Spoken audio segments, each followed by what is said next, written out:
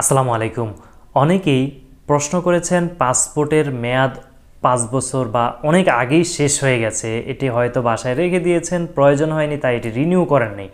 এখন আপনি রিনিউ করতে গেলে কি পরিমাণ জরিমানা আসতে পারে বা আনুষঙ্গিক বিষয় কি সমস্যা হতে পারে, পুরো ভিডিওতে আপনাদের সাথে রয়েছে আমি নাজিম পাটোয়ারি। আপনারা দেখছেন নাজিমস গুডনেস।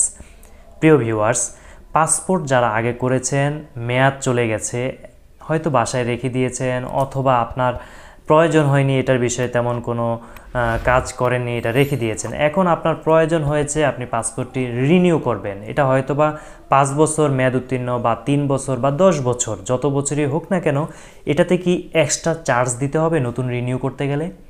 সোজা উত্তর হচ্ছে না। পাসপোর্ট যদি রেখে দেন, এটার মেয়াদ চলে যায় বা আপনি ব্যবহার করেন, এটার মেয়াদ চলে যায়, এটা রিনিউ করতে গেলে কোনো এক্সট্রা চার্জ দিতে হবে না। অ্যাজ ইউজুয়াল পাসপোর্ট রিনিউ করতে যে খরচ প্রয়োজন হয়, বর্তমানে যে খরচটি সেটি আমি ডিসপ্লেতে দেখিয়ে দিচ্ছি, লক্ষ্য করুন। এই প্রসেসে এই কস্টিংয়ের মাধ্যমে আপনি রিনিউ করে ফেলতে পারবেন। এর জন্য আপনার এক্সট্রা কোনো জরিমানা দিতে হবে না মেয়াদ উত্তীর্ণের জন্য। আশা করি বুঝতে সক্ষম হয়েছেন। রিনিউ করতে আপনার যে খরচ লাগবে সেটি কেবলমাত্র এখানে নিবে। মেয়াদ যে 5 বছর বা 10 বছর চলে গেল, উত্তীর্ণ হয়ে গেল, এটার জন্য আপনাকে কোনো এক্সট্রা চার্জ দিতে হবে না।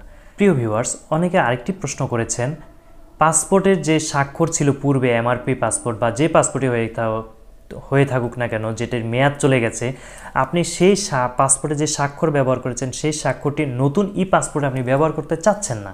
সেক্ষেত্রে কিভাবে পরিবর্তন করতে পারবেন?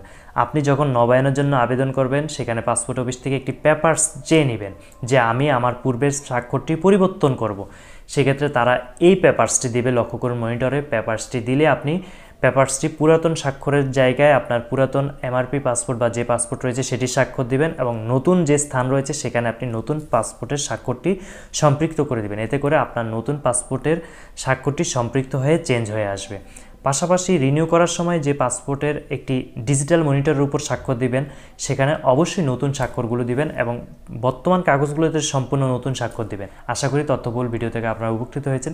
নিত্য নতুন তথ্যবহুল ভিডিও নিয়মিত পেতে আমাদের চ্যানেলটি ইউটিউবে সাবস্ক্রাইব করুন এবং ফেসবুকে ফলো করুন। প্রিয় ভিউয়ার্স, আমাদের আরও দুটি চ্যানেল রয়েছে, লাইফ অফ মুসাফির এবং প্রযুক্তি। দুটি চ্যানেলই ভিজিট করার আমন্ত্রণ রইল। আল্লাহ হাফেজ।